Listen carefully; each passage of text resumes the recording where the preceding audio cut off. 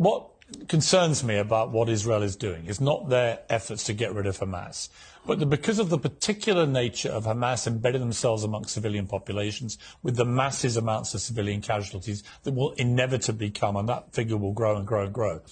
Are we not, as Barack Obama warned, are we not creating here just an opportunity for far greater radicalization of all those young Palestinians who watched their loved ones get killed? Why would we imagine that at the end of all this, they're going to want to do anything other than to become a new version of Hamas in wanting to exact revenge for what happened to their families? Well, two things. One is, if you just follow the logic of what Barack Obama said, then you just shouldn't do anything. If you're Israel, you should be attacked and just sit back and say, great, we'll wait for the next one. But the second and more important thing is, your question supposes that there is a sort of peaceful Palestinian population in the Gaza who would love a two-state solution, and then a few bad apples in Hamas. I think that's not true. Why is it that when one of the victims of the music festival, a poor young German Jewish girl, who it seems was raped and then brutally murdered and taken into the Gaza naked. Why was it that you can find, and anyone can find this online, a crowd of ordinary Gazans? It wasn't Hamas, it wasn't a Hamas rally. Ordinary Gazans spitting on her body, hitting her body, mutilating her body further as it went down the street. Does that strike you, Piers, as a placid population of peacenik types who are just desperately waiting for a two-state solution to be put back on the table for the millionth time in the last 70-something years? It doesn't seem like that to me.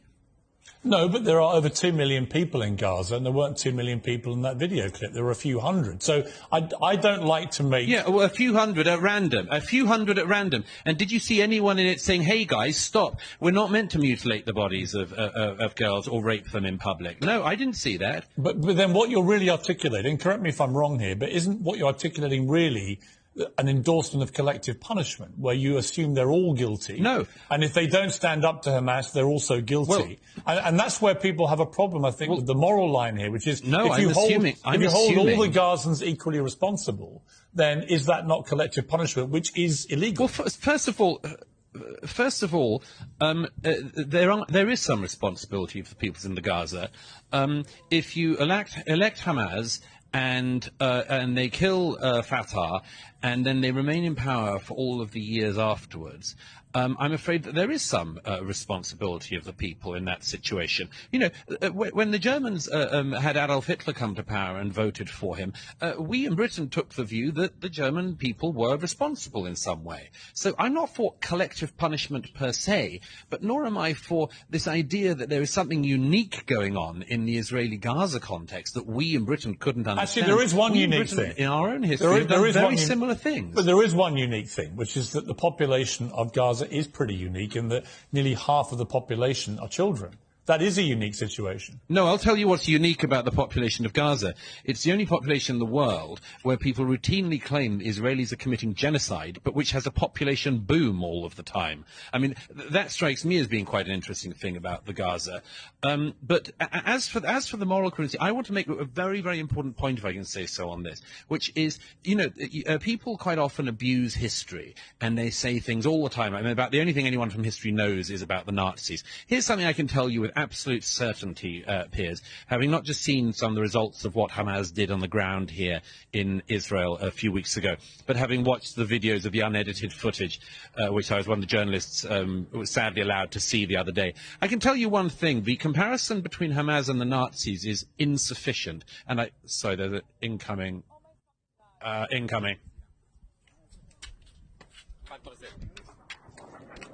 Get safe, Douglas. Come. So, okay. Anyhow, we're okay. Are you okay? Let's just. Yeah. It's fine. Sorry, it was a rocket coming. It looked like it was just going to land on us here. Which way was that rocket coming from? Was it coming from Gaza or from Israel?